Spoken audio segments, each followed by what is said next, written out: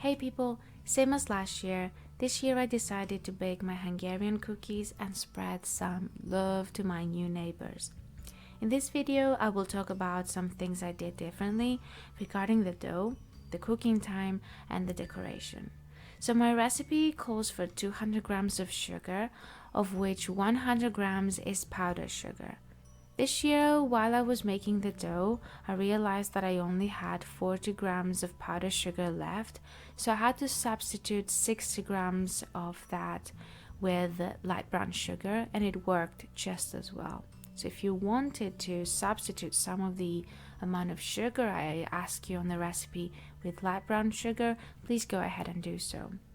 Now for the cooking time, my new oven is quite strong, so it basically required 1 minute less to cook these cookies.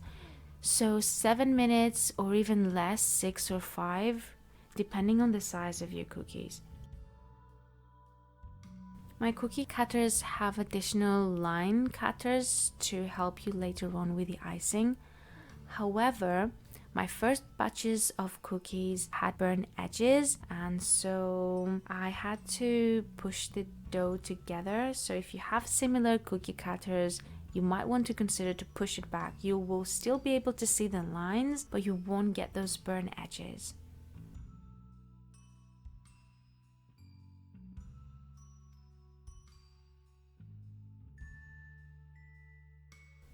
So that's the amount of cookies you will get if you follow the recipe that I gave you last year. Remember, the cookies need to be quite thick. My dough recipe requires 1 whole egg and 3 egg yolks for the dough, which leaves you with 3 egg whites that we use for our royal icing. Last year what we did is we used the egg whites to brush the surface of our cookies once they got out of the oven, and then with the remaining egg whites we mixed that with powdered sugar in order to create a royal icing that would be our decorator for the cookies. However, that was quite runny, and this year I decided to create something that would help me do finer lines, so something more stable and firm. So for that I used all the egg whites with 450 grams of powdered sugar, and as you can see the result is quite stable, quite firm, quite thick, and this is the texture you want and not a runny one. You can also divide this royal icing if you would like more colors. This year I also created a pink color, but next year I will definitely create more colors because I think that was one thing that I really enjoyed this year while making these cookies. If you don't want to create more colors with royal icing, then I would say that 3 egg whites is quite a lot together with that much amount of icing sugar. So you might want to use only 2 egg whites or 1 egg white and the corresponding amount of powdered sugar, and use the other egg white for something else, because you will end up throwing away at least the 1/3 of this royal icing.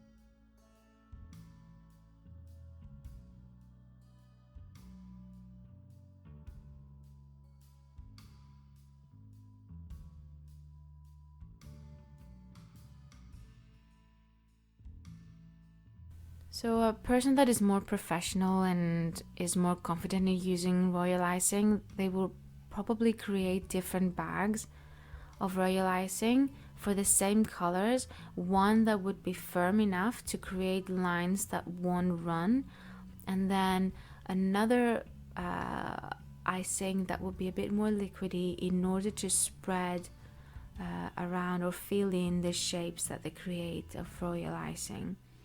However, I think that that was too much for me. So what I did instead is that I just had one texture of royal icing, and then for the edges, I used a toothpick in order to reach the corners.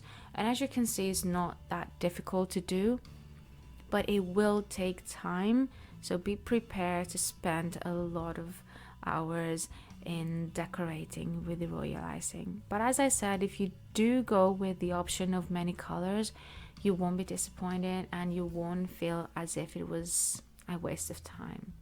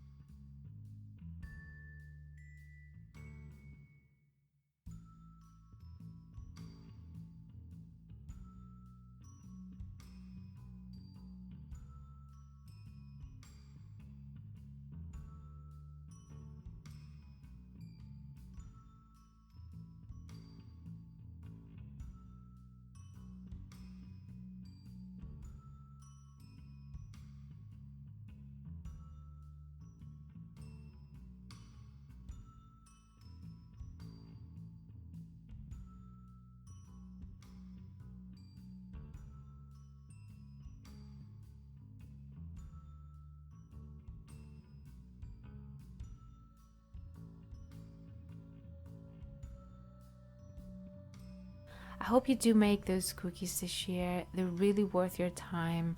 Happy baking and happy festive season.